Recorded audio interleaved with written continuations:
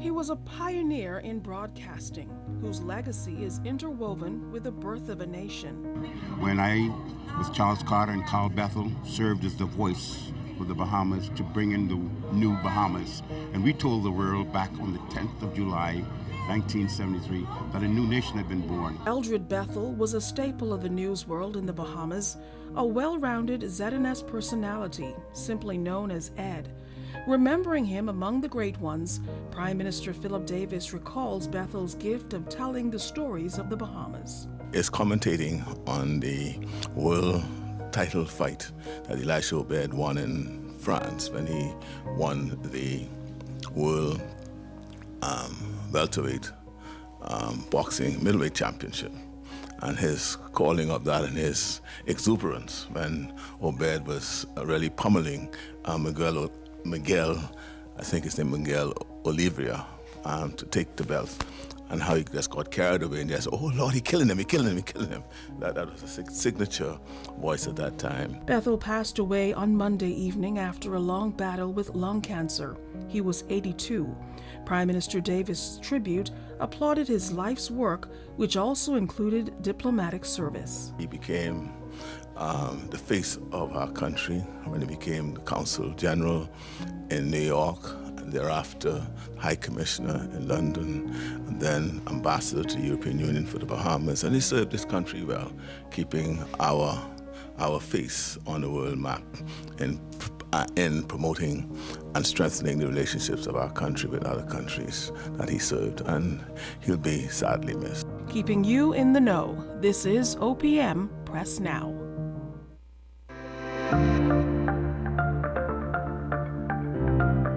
The improvement of the current Public Procurement Act remains a critical component for government to operate more efficiently and effectively. The new bill allows for a more diverse range of Bahamians to be a part of the selection for government contracts. Under the current act, the most well-established, well-resourced businesses were able to dominate government contracts under the guise of them being the best fit for the job. This sounds good on paper, but ignores the reality on the ground. Women and youth will be some of the top priorities in ensuring that diversity is amongst the new procurement improvement plan. We will introduce preferences for micro, small, and medium-sized enterprises. Yes. We are going to introduce preferences for women-owned businesses. We are going to introduce preferences for family island businesses and youth-owned businesses. These are high priority areas we are targeting as a government to diversify opportunities in the Bahamas. In addition to ensuring that this new bill reflects practicality, procurement officers will now have proper support in areas they need to execute their jobs. Procurement officers throughout the government service will now have the support and career progression they deserve. By putting these processes in place, we are also ensuring that we can attract new talent to public procurement and fill any shortages that may currently exist. Keeping you in the know, this is OPM Press Now. The Office of the Prime Minister Press Office is the primary liaison between the Fourth Estate and the Office of the Prime Minister and Cabinet. Every day, we are working to build a more inclusive economy and a stronger, safer country. Hear all of the latest developments as the Davis administration carries out the broad mandate of progress and change. Our live weekly press briefings provide full access to current newsmakers on the most topical issues of the day. We facilitate prompt responses from cabinet ministers on the latest reports and get answers on the issues that matter to you. Will any penalties be levied against this? OPM Press Now, keeping you in the know.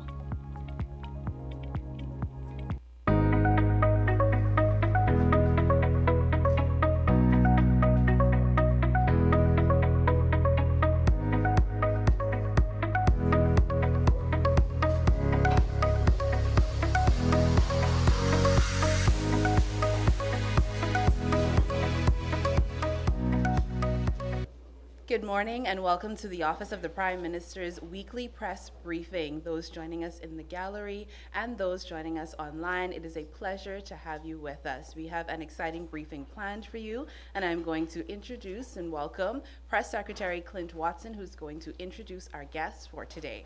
Good morning. Thank you, Jillian, and good morning to all of you joining us for another week. And to those of you who are joining live by television or streaming, welcome to another update on what the Davis administration is doing and how we are serving the Bahamian people. This week we are excited about the topic because we recognize that it's something that many people have been asking about. Many of you colleagues have been doing stories and trying to get clearer understanding, and that is talking about the Department of Consumer Affairs and Consumer Protection Commission, which also houses price control and several other arms as well. And so the head of that unit is here this morning to talk to us about their role and take your questions, obviously, that you may have regarding any of those entities, particularly with inflation, and how government is moving in to address that and to monitor what is happening throughout the country. So we're going to talk about that today. And then, of course, we always love our favorite segment of highlighting Bahamian food businesses. And if you are in the room, you can smell something that's really good and exciting waiting you today. So the easier you make this process, the faster you get to enjoy it. And so we're looking forward to talking to the operators and owners of Monkey Foot. Yeah. It's going to be exciting to talk to them today. All right, so let's get right into it, and I'll take the questions, of course, for those of you who submitted questions to us for our press conference for the administration. Let's get right down to it. I wanted to introduce the head of the Department of Consumer Affairs and Consumer Protection Commission, Rex Adderley, to come and address us, and then he'll open the floor to take whatever questions you have regarding his portfolio. Mr. Adderley.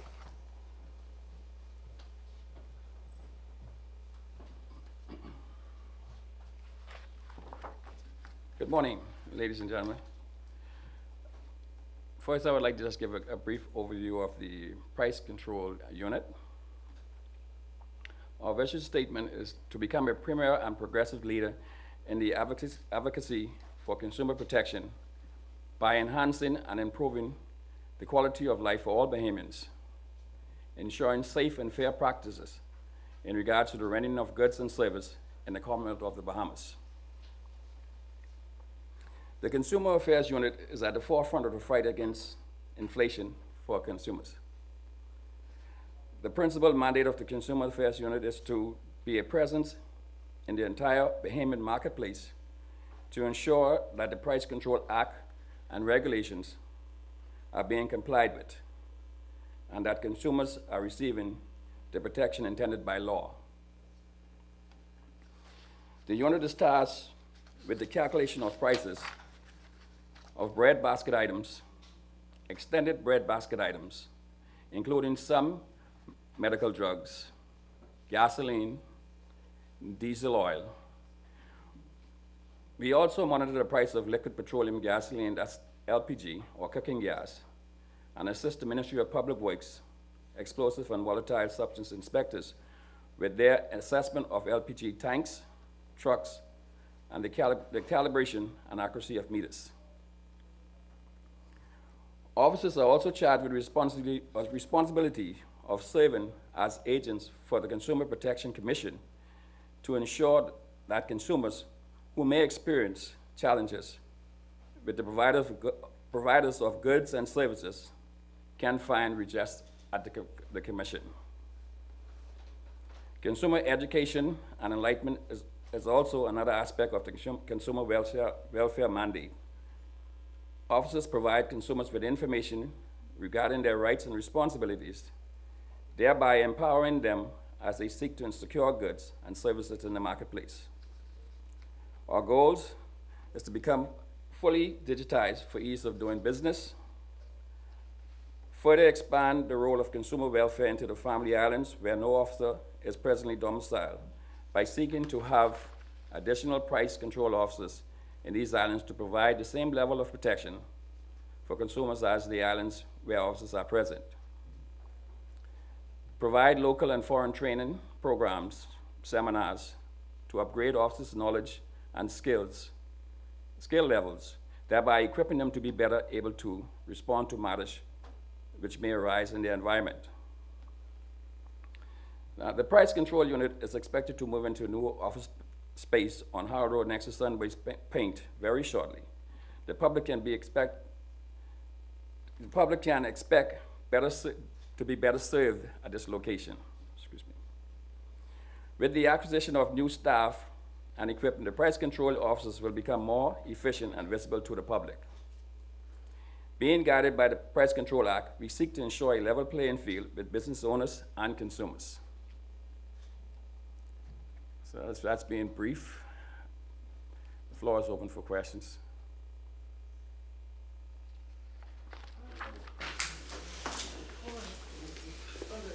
Has there been any concerns with regard to price gouging? I know we're living in a time where inflation is rising.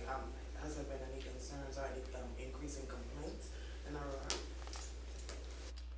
Let me bring one of my senior inspectors up. Mr. Curry, Theodore Curry. You had a question? Sorry, good morning. With regard to gouging, not across the board, no. There have been maybe isolated cases, but nothing of major concern, no. There has been some pushback with the margins implemented on groceries. Have you found that they have been, for the most part, compliant? For the most part, they have been compliant.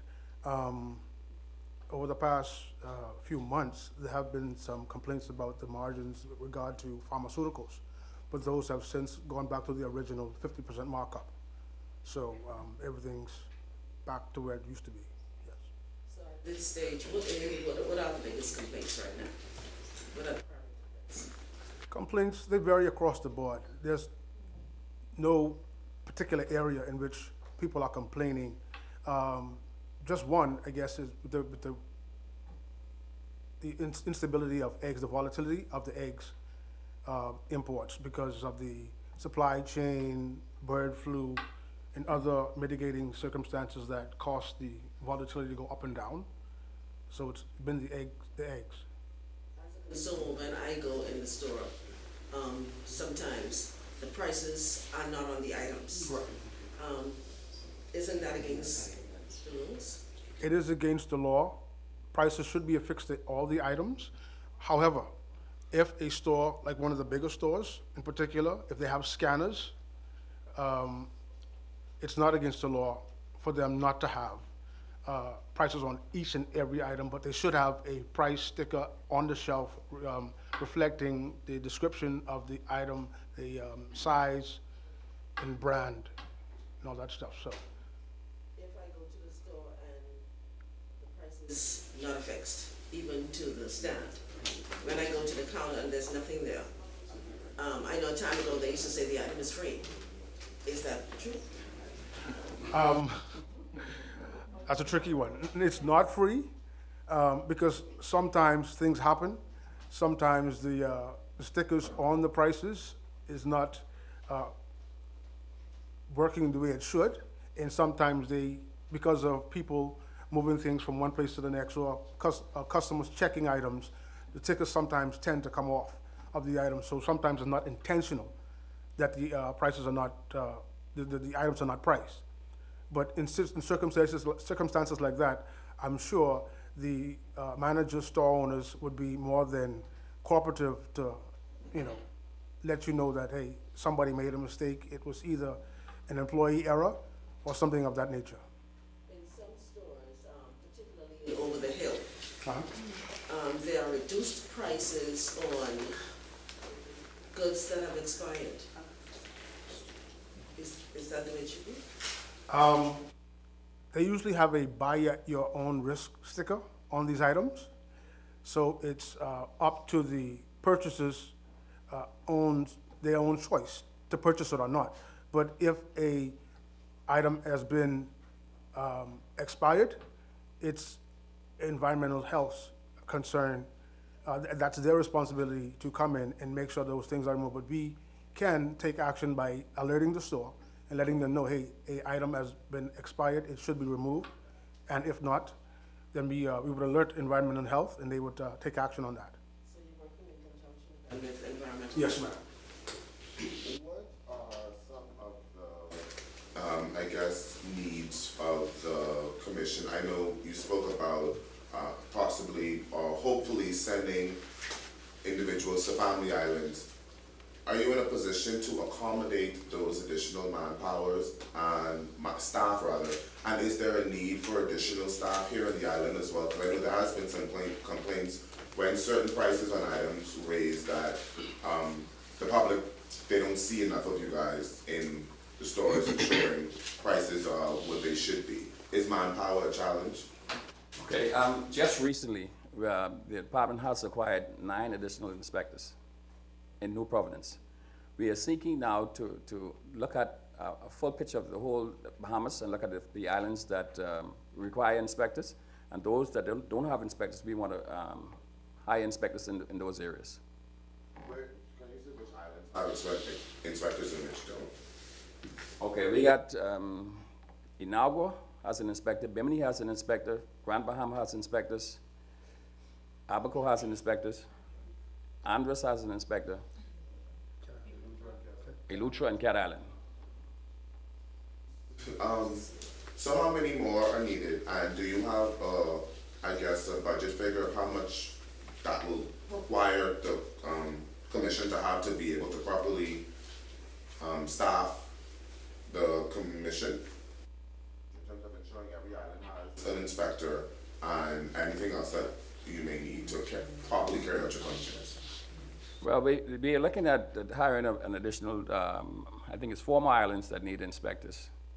And we want to boost up some of the major islands with an additional one. The major islands, I mean the big islands like that's like Eleuthera and Abaco and Andros. We want to boost them up with an additional inspector. Now, the budget requirement for them, we have submitted those budget requirements for them with vehicles on that budget requirement also, because you know they have to travel up and down through those islands to go to different stores. But that is something that we're looking at presently, and we're still working on that.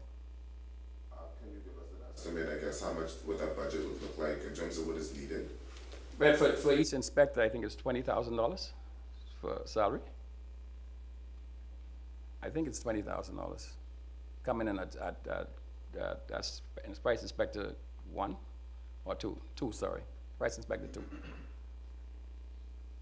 So overall, I mean, including the inspectors, the vehicles, what does that overall budget look like for what you may need, or an estimate of what that could look like? That's unlifted. Yeah, so because I'll have to wait it out. I have that already. I didn't bring that figure with me. Sorry, but. I understand that consumer protection applies not just to the food entities, but to other businesses, right? And I see that one of your band-aid is to carry out the request of a consumer who's been adversely affected by services or sale of goods. How do you make that assessment? How do you accommodate that consumer? Because it appears today that in many instances we're getting less for more. We're spending more money, but we're getting less in quality and services from many entities throughout the country. I was just going to say, Mr. Hanna will address it for you. Yes. Yeah, Mr. Hanna will address it for you. You go out on a daily basis? Yes, we do. On a daily basis, what do you look for? Well, generally, when we go to the grocery stores, we introduce ourselves and we have a list of price control items that we check on a daily basis. And subsequent to that, we have an extended list. Over the past few months, you would have heard that there were 38 additional items added to the extended list. So we do a markup of 25% on those items as well. We check for labeling, we check for price policies, store policies, a variety of different things, but those are the main things that we check for. So when you find persons in violation of these policies, and what happens? How are they held accountable? Well, when we go into a store, if a store is found to be in breach, we take note of it, we bring that to their attention, and we ask them on the spot to rectify whatever breach has been committed. And if not, a warning is given, and we document it. We have them sign acknowledging of the breach, and we send our complaints to the next level. How many warnings have been given out the last 6 months during this price control escalation with the food retailers and the pharmacies? Normally, there are 6 inspections done on a yearly. Sometimes with the grocery stores, it's more than that. But normally, there are 6, sometimes 7, 8 times that we go to stores to do inspections on a monthly basis. Okay? With the dry goods stores or stores that don't sell perishable goods and stuff like that, the same thing applies as well. We just mainly check for the labeling, everybody, making sure that everything else is in compliance as well. So how many warnings have been given out the last 6 months? We give out warnings as needed. It varies because there are some stores that find it difficult to comply.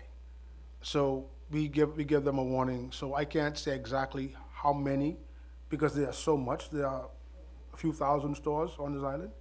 So I can't say exactly how much in particular we've given out. From what you've been seeing, are you able to say what kind of stores are, I guess, the biggest offenders of these price control violations? It's unfortunately is the mom and pop stores or the stores we call over the hill. We find that most of the bigger stores, and I don't want to call any, but the bigger ones, they are in compliance. Okay, because of the cost of doing business, and I don't want to get too much into that, but some people, their complaint is it's difficult doing business in the country. So anywhere where they can try and get around the system, they try to do that. But we try to admonish and try to tell them that, hey, the law is the law. You have to find other creative and innovative means to make extra money. If it's on the items that we control, you may have to, unfortunately, pass that cost onto something else to make up the difference. We don't like to do that, but the reality, that's what it is. Once warnings are issued, how soon before y'all go back to check to ensure compliance?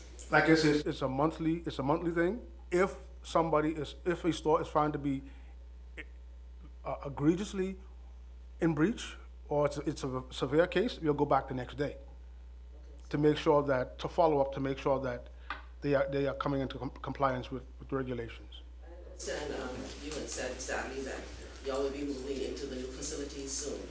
Where are you located now? We are located at Carmichael House on Carmichael Road. That's next to, that's 3 buildings down from Checkers on Carmichael Road. To me, it sounds as if there isn't much teeth in terms of what you can do with regards to persons in violation of the consumer protection laws. What is the maximum penalty that a person can face, considering you find that some stores continuously breach these laws? Presently, we are sitting now with the board subcommittee, looking at the Price Control Act and the Rent Control Act and seeing how we can up those fines and imprisonment terms in regards to infractions. But presently, I think that the fines are $5,000 for each infraction, or term not exceeding 6 months for each infraction. Do you think those penalties are harsh enough to maybe get businesses to abide by the violations? No, sir. It's becoming evident now that we may have to up that so it could be much clearer. And the rent control also comes under you.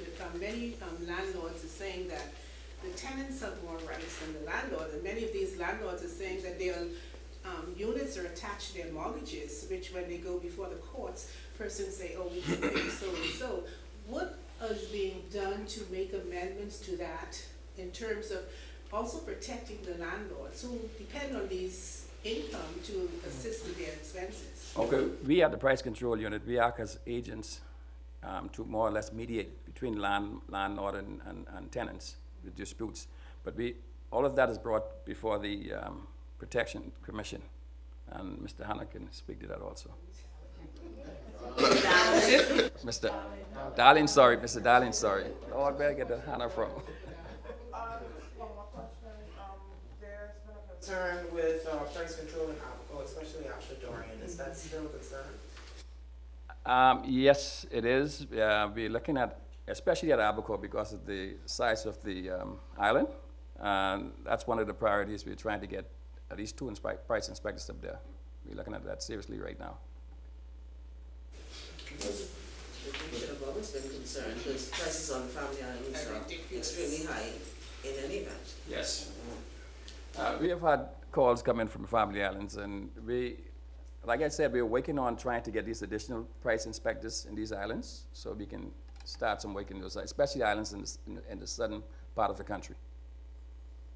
For instance, like Zuma doesn't have one at all. Long Island doesn't have any at all. So places like that, we got to get price inspectors in there. Thank you. Thank you very much. Thank you, Mr. Adderley. And now to the person who you seem to have a lot of questions for. Mr. LeVay Darling is a Senior Supervisor of Education, Research, and Training under the Consumer Protection Commission. And he's coming out to talk about what that means and how what the work they do may differ from what you've been hearing on price control, how they protect consumers. Mr. LeVay Darling.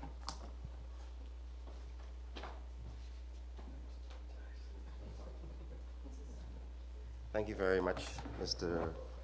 Watson. So I am here representing my Executive Director, Michelle Carroll, and obviously I need to explain the difference between what we do at Consumer Protection Commission and the entity that you're usually more familiar with, which is price control. And so whereas price control deals with prices, the Consumer Protection Commission deals with complaints against a service provider or the seller of a good. And so when I say the seller of a good, I'm referring to defective items that you would have purchased. And you may find that you want to return that item because it does not serve the purpose for which it was intended. Right? And so you make a complaint to the Consumer Protection Commission. And let me say also that in that regard, something that I always have to stress, store policies are not the law of the land, right? That's a major concern for us. To the extent that a store policy violates, contradicts, contravenes the Consumer Protection Act, it is null and void and unenforceable in law. That's important to realize because a lot of persons don't realize that, right? And so we decided to design a refund and receipt campaign to speak more to that, because we realized when we analyze our stats and we look back at our cases, we found that a common denominator was persons just wanting to exchange an item, right? For whatever reason. Ladies, you might have purchased a shoe, you wear it once, the heel falls off, no fault of yours, you want to return it, they tell you you have to accept a store credit, you cannot get a refund, you say you want a cash refund, they say no, that is illegal. Let me just state for the record, according to the Consumer Protection Act, it provides the conditions under which you can receive a cash refund. That is your choice. The right to choose is a basic consumer right. And anybody who tries to deprive you of that right to choose by dictating to you as a consumer that you have to accept a store credit, whereby you may want a cash refund or exchange the item, that is a violation of the Act. And the Consumer Protection Commission polices the Consumer Protection Act of 2006. So we are a statutory body enabling legislation in the Consumer Protection Act of 2006. Right, so in terms of complaints that we would have received over the years, let me just give you a kind of complaints that come to us. Right, and the most popular one, as I indicated, would be just persons wanting to receive a refund. But we do have some concerns with timeshares that's come to us over the years, right? We have a lot of tourists, And that's a concern because our number one industry is tourism. And so anything that negatively impacts that industry is a concern for us. Right, so timeshares has come to us. Persons basically purchase a timeshare and they want out of it, right? And the Act provides the conditions under which you can get out of your timeshare, right? The problem is that the timeshare operators are not giving them the opportunity to get out of their timeshare. So that's a major concern for us. Certain stores on Bay Street, right? I just want to touch on that, right? Because we saw that major case in the law in the press recently, but yeah, dealing with that matter. I can speak to that. It's not up before the court, so it's not prejudiced or subsidized. But there are certain stores on Bay Street that are targeting our tourists, particularly our cruise ship passengers, right? They would purchase an item for X amount of dollars, then they give you some free items. And when these tourists get back to their home, they find that their credit card has been charged $10,000, $15,000 for an item that really should have cost only what they agreed to purchase. That doesn't cause a major concern for us. We're working with the other relevant agencies to address that. It's not something that we can address totally on our own. So tourism is aware, and we're working with them to resolve these type of issues, right? So another area of concern for us is credit and debit card fees, right? That's something that comes up quite regularly, right? Because the merchant services agreement for using a credit card stipulates that you're not supposed to have a minimum purchase, and you're not supposed to be charging a convenience fee to use your credit or debit card.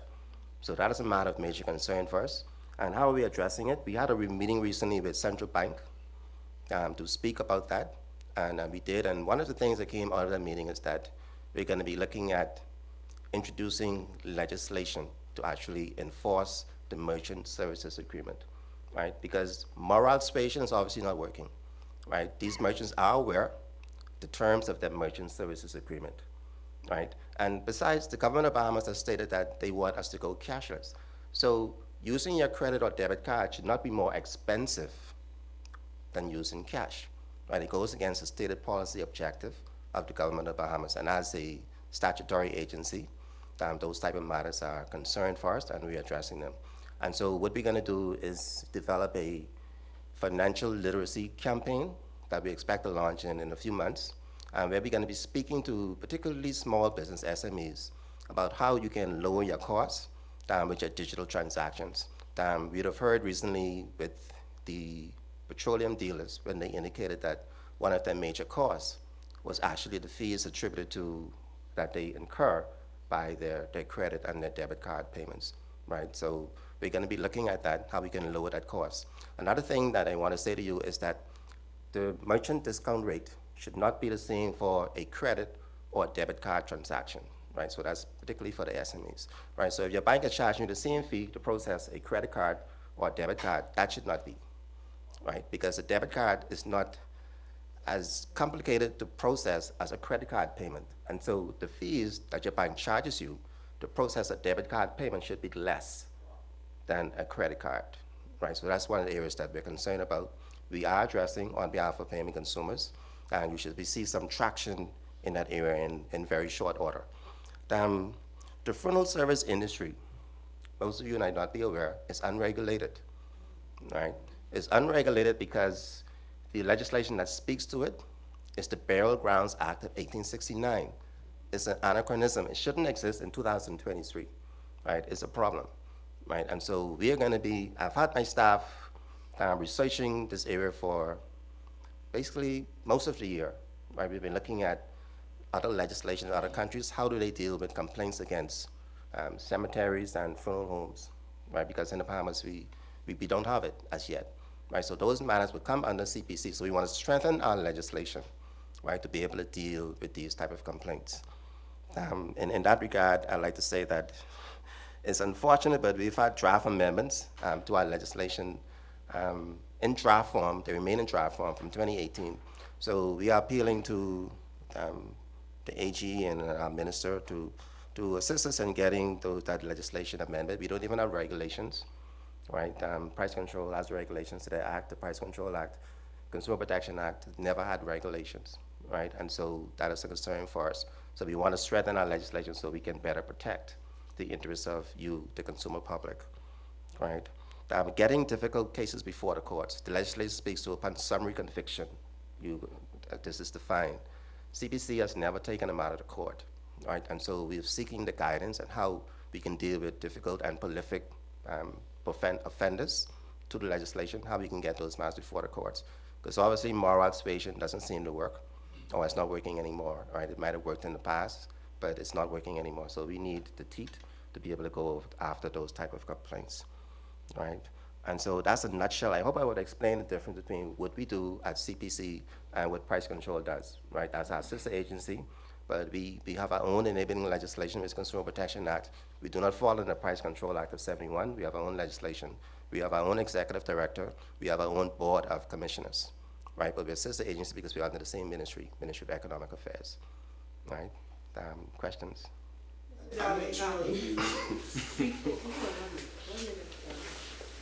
I guess it's fair to say that is why the average consumer is totally frustrated, because right down from buying food to being buried, we're being robbed. I'm not agreeing with you, I'm acknowledging it. Is it going to be, when you take this before whatever commission and determine that the banks have been overcharging us, when I took that receipt for a refund on a bad item, I mean, will all of this be retroactive? Will we be compensated for all of this? What is going to be done? Because this has been happening for years. I don't know how old consumer protection. 2006. 2006. And successive governments have failed to make any adjustments or amendments to these laws to protect the consumers. And this is really interesting information that you're divulging here today, because a lot of consumers are not aware of their rights. As simple as returning a receipt to a store, we're told no refund, no cash refund, but we're entitled to it. But you need that receipt, first and foremost. Yes. That's why it's a refund and receipt campaign, because a receipt is a proof of purchase. And so before you can make a complaint to CPC, you need to prove that you would have purchased the item from the store that you would have indicated that you purchased it from. So that receipt is very important. It's also a legal requirement. All registered business, any transaction that you make, as low as a nickel, you're required by law to provide a receipt. I get very annoyed when I go into companies or business and I have to ask for my receipt. Right? Can I get a receipt, please? I should not have to ask for a receipt. As a consumer, you're entitled to that receipt. It's a proof of purchase.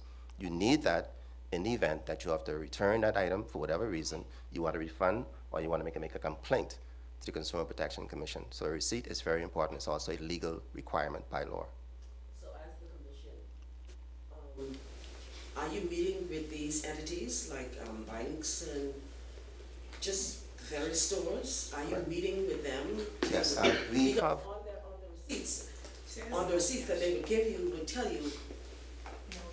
No refund. Right, I understand that. And as I indicated, store policies is a major source of concern for us. And that's why I said earlier that to the extent that a store policy violates, contravenes, contradicts the Consumer Protection Act, it is null and void and unenforceable law. Store policies are not the law of the land. The Consumer Protection Act is. And so you as consumers need to be aware of that. But in answer to your question specifically, we have had meetings with one or two entities to discuss bringing their store policies in compliance with the legislation, right? And so we don't want to see store policies saying that absolutely no refund, no exchanges, right? We'll refer them to say these are the conditions under which you can receive a refund or an exchange, because that's what the legislation says. It provides the conditions under which you, the consumer, can receive a cash refund or an exchange, right? So that's important to realize. You've been waiting for a while. I'm sorry. That's good. But I noticed you said that discussions are ongoing in terms of taking violators to court. I'm not sure if you said it already, but what currently are the penalties for these businesses that are in breach of the, I guess, the laws that you would have listed in terms of? Right. Well, it varies from $1,000 to $5,000. The problem is in enforcing that in terms of getting before court and getting a summary conviction, right? That's the dilemma. CPC in and of itself cannot fine an entity. The courts do that, right? So our dilemma is getting our matters before the courts so these entities can be fined. right? Prolific offenders, we're interested in the process and how we can actually have those licenses revoked. Because if you're a prolific offender, and companies changing their names, right? Because when we're getting near to zeroing on them, they just go and change the name, operate a new company, or open up a new company and doing the same thing. That is a loophole, right? And so we're interested in how we're gonna close that loophole, right? And so that discussion is ongoing.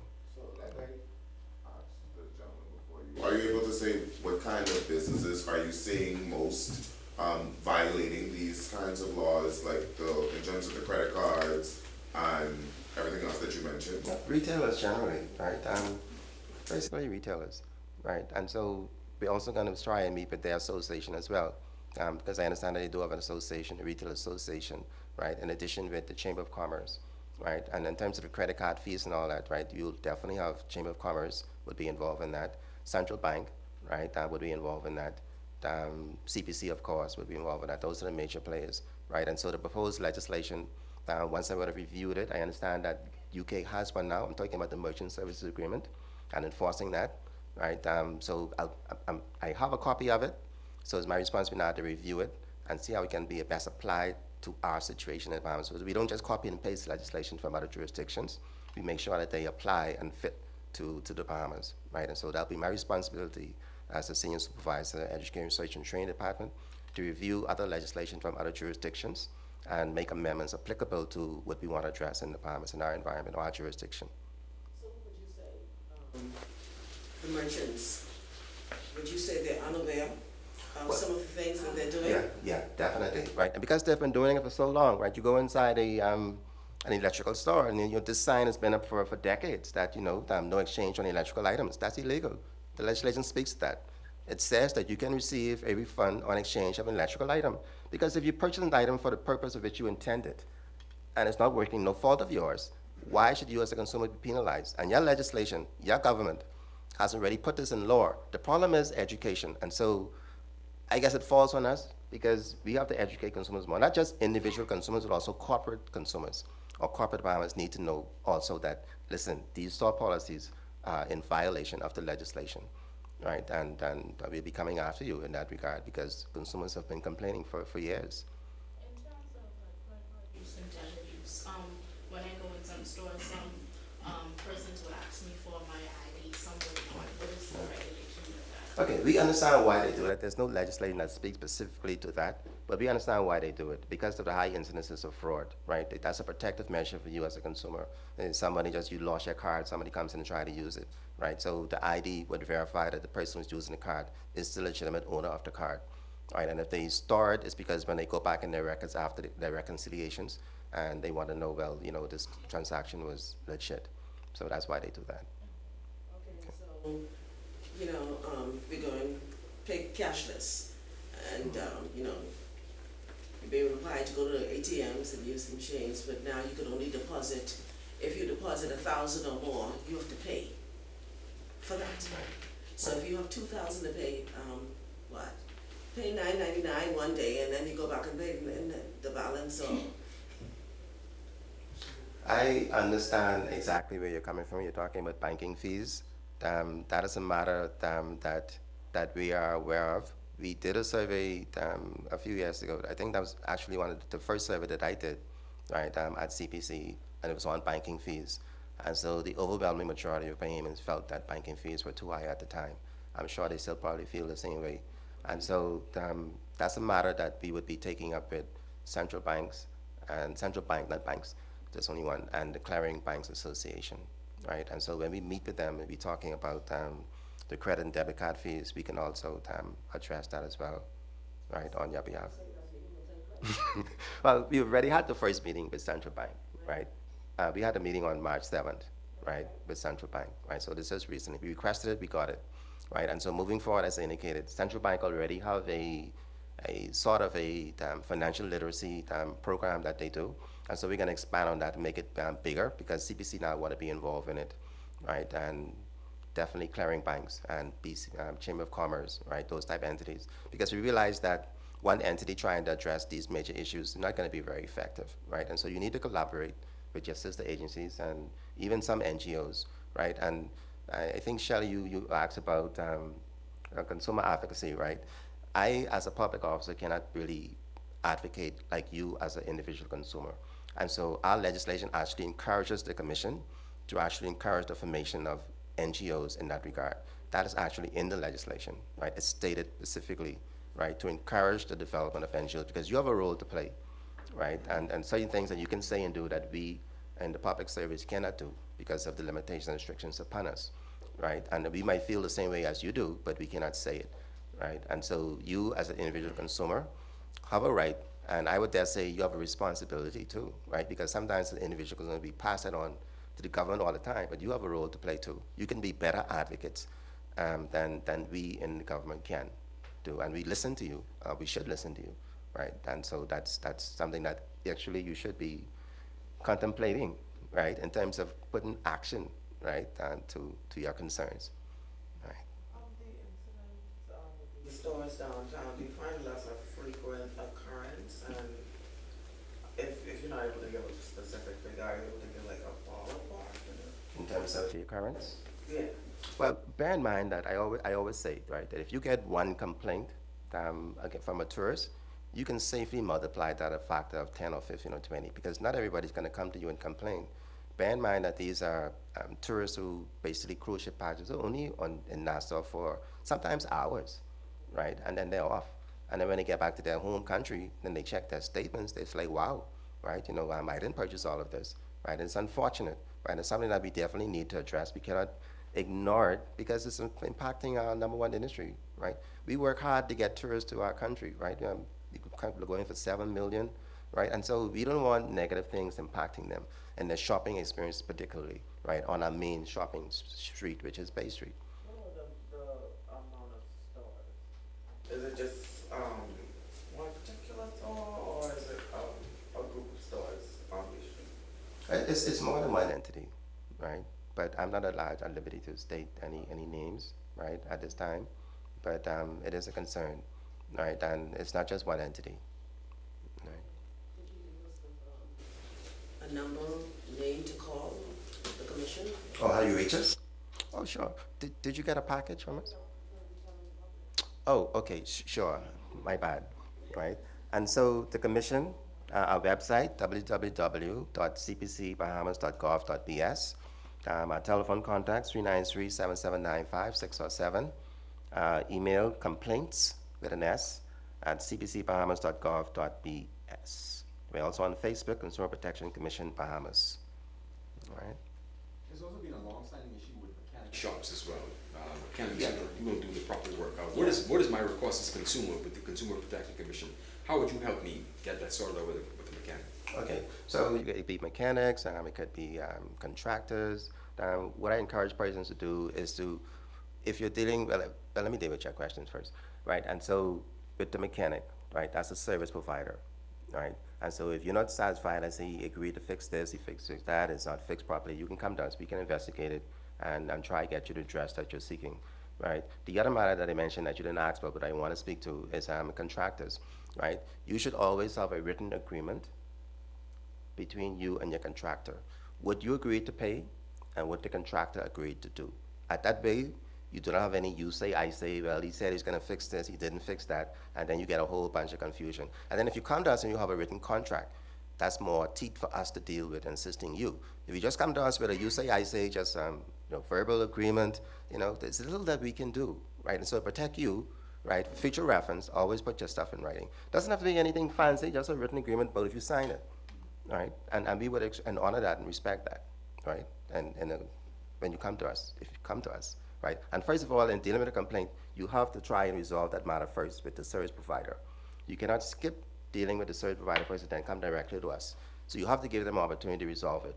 You come to us if they are unwilling or refuse to acknowledge or resolve your matter. Then you can bring your complaint to us and bring your receipt if it's that type of complaint, or bring your contract if it's that type of complaint. Okay? I'd like Mr. Adley and Mr. Curry to come back maybe. I just have a question for you. Thank you very much.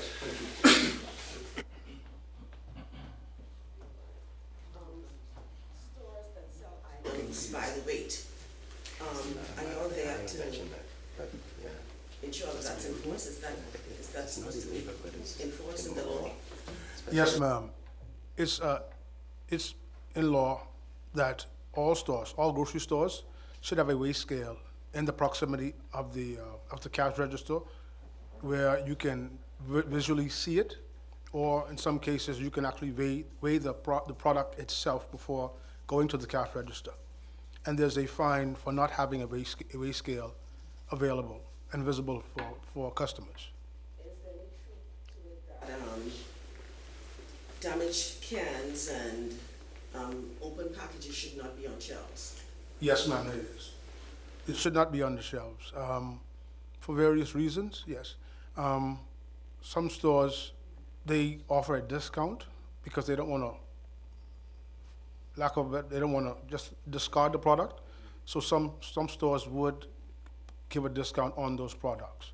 But it should, any item that is damaged or discard or have some kind of discoloration or open ajar a bit, should not be on the shelf. So if you were to go and visit the store, you would ask them to remove it? Yes, ma'am. Mhm. I guess a lot of people don't think that your department, I guess, is really doing enough, or what it should be doing. There's also allegations that, forgive me, some inspectors may be on the take. On the payroll. On the payroll. On the store's payroll. How would you respond to that? Excuse me. Well, I am new coming in, and I haven't heard anything about any inspectors being on the take. And if it is the case, that would be something that would be looked into, because that's not going to be tolerated. But you go every week and you see the overripe, I won't say raw, but the overripe fruits and vegetables being repackaged. You see some meat discolored. And if you're saying that you go around and assess these stores on a weekly basis, what is it that you're seeing? Because most of the stores in the country, they turn over goods and services on Thursdays. You know that, right? Thursdays is when they put out the goods for the weekend. And that is when you see these repackaged goods that should have been disposed of on the stands being sold at a discounted price to consumers, especially in the inner city communities. And when you say it should be at your own discretion, you have to realize that first and foremost, your job is to ensure the protection of goods and services for the quality of Bahamians, to improve or to sustain the quality of life for Bahamians. But you go into the inner city when you have people buying products just to get through the day, and they're buying inferior products, but these are at outdated, inflated prices, and they're outdated. So it's fair, as what Carla said, that perhaps the average consumer is seeing you as not effective and not doing your jobs. Okay, can I answer this way? Can I answer that question this way? Can I ask the consumer to be an agent for the price control unit? Yes, ma'am. Anytime you come across these items, you can make a complaint to us. We will look into it. I went to the store the other day 3 times for the same item because it was no good. Okay, Let me invite Mr. Jason Johnson, another senior inspector. Sorry, I think I need to speak to that. Our legislation really does not speak to outdated items, damaged items. Like Mr. Curry said, that would be environmental health. What we do, when we do encounter those, we ask them to take them off the shelf. That is our way of protecting the consumer. If they do not take it off the shelf, then we can actually inform environmental health, and they have the legislation to deal with that. Okay. No problem. Thank you. Thank you. Thank you, both agencies and professionals for addressing it. As you can see, we were very well staffed with Bahamians who are professionals and knowledgeable in their areas. They're doing the work. You can imagine there's a lot to police. And that's why, as he said, we have to deputize the public because you can't be everywhere all the time. And so if you're shopping and you recognize things, contact them so that they're made aware of it and they can go ahead and deal with it. And if more and more residents do that, we will be able to police the issues in the country much easier. So thank you to the entire agency and commissions for coming and for talking. I know you learned a lot about your rights today. I certainly learned a lot as well.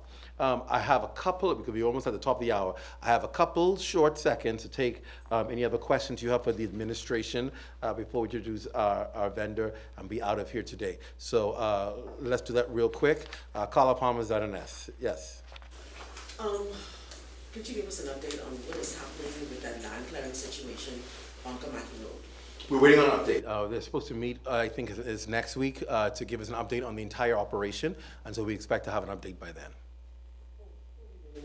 The agencies, the multi-sectoral agencies who are dealing with dealing with that. It's multi-sectoral agencies. It's works, it's immigration, it's a number of agencies.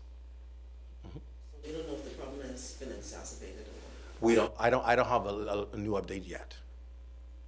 Any other questions you have for me? that situation with that 15, 16-year-old girl from the Willamette Pratt Center. Is she back at the center?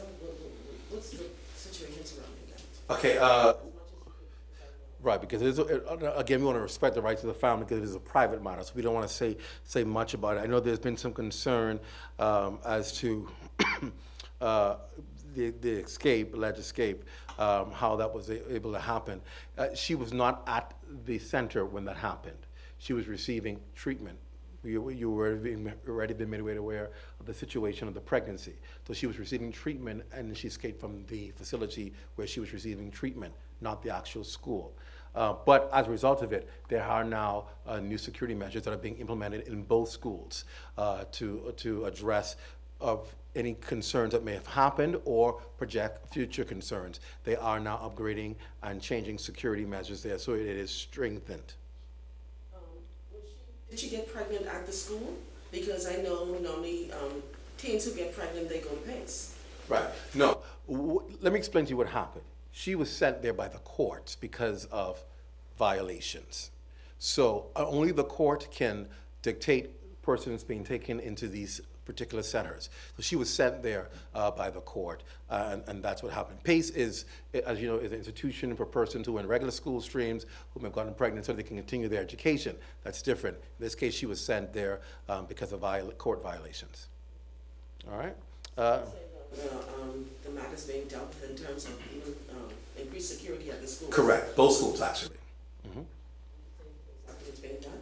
No, I don't know. But we do know that they have met. We've spoken to the minister. He says new measures are being put in place and they're discussing them now. All right. I think I had Bertha McDermott, our news. Good afternoon. Hi. The Christian Council President expressed some concern about churches being approached by officials from government to be audited. I know that was an issue or arose under the former administration. What's the position with that? I think while in opposition, the Prime Minister did oppose the then government doing that to churches.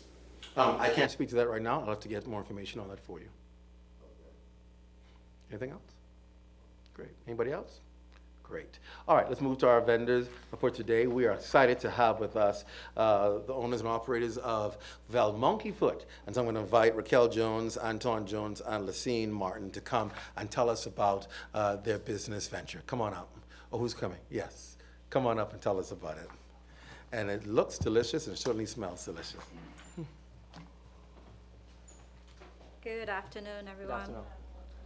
Okay, so I am Raquel Jones. This is my husband, Anton Jones. We are the owner and founder of Val Monkey Foot Grill. So you have to say it with enthusiasm whenever you say Val Monkey Foot. You know, when you are excited or want to do something or someone surprise you, then you say it instead of the other word.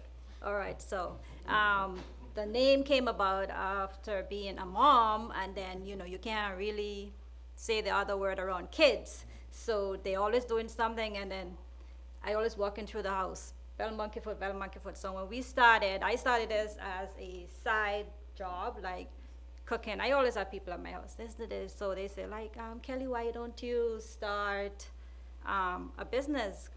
I work in the restaurant business for over 20 years. So I am literally self-taught with everything that I do. It's just tasting, watching, looking over the shelf. What is that? What is that? Let me taste that kind of attitude. So now for the past 7 years, we have been doing this with, of course, with the support of my husband. We've been doing this full time. We had a building on Village Road, but during the pandemic, we had to, you know what happened. We had to close off, luckily, because the road situation. So now we are situated on John Watling Distillery property.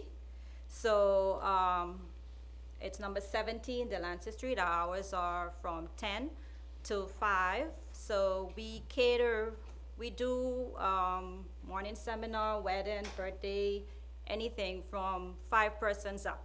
We try to please everybody by adjusting the menu to what they want. So we never have the same thing. And we really started our pop-up at local events like International Fest, Jollification, and we always bring something new to the table. And so when someone hear the name Bell Monkey Foot, first thing they say, like, oh, what you have new on the menu? We try to introduce a lot of stuff, gator tacos, venison burger. Frog leg, they was a little scared of, but yeah, but with the new generation, I'll try it again. But so today we take like international cuisine and localize it. Like today we have the spring roll, which is, a lot of Asian, so we put conch in it. So we have conch spring roll. And then we do the tacos, then we put like plantain and stuff like that to jazz it up, to make it Caribbean, Bahamian, and ours. Our team is fully led by women, so. And of course with the support of my husband. All right, so I hope you guys will enjoy our cuisine that we prepared today. So you can find us on social media. We are on Facebook, Instagram, and if you want to email, it's bellmonkeyfootgrill@gmail.com. Tell them what you have today. So today we are doing our famous monkey sliders. Of course, the name monkey. So, of course, no, it's not real monkey. So it consists of Angus beef with lettuce, tomatoes, onion, blue cheese, homemade barbecue sauce with a hint of course, the rum, and a homemade garlic aioli. We try to make all our products that we use homemade base.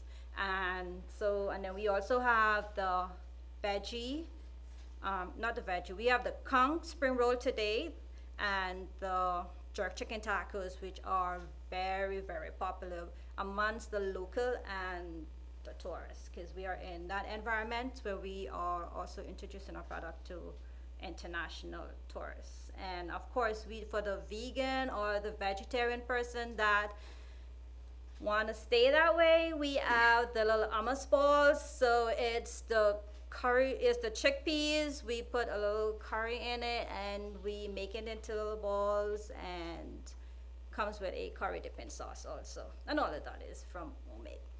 Thank you. All righty. Okay. So monkey foot. Bell All right. Monkey Thank Foot. you. Thank you both. We wish you all the best. That's our press conference for today. If you have any questions or concerns, reach us here at the Prime Minister's press office. We're here to service your needs. Good afternoon, everyone.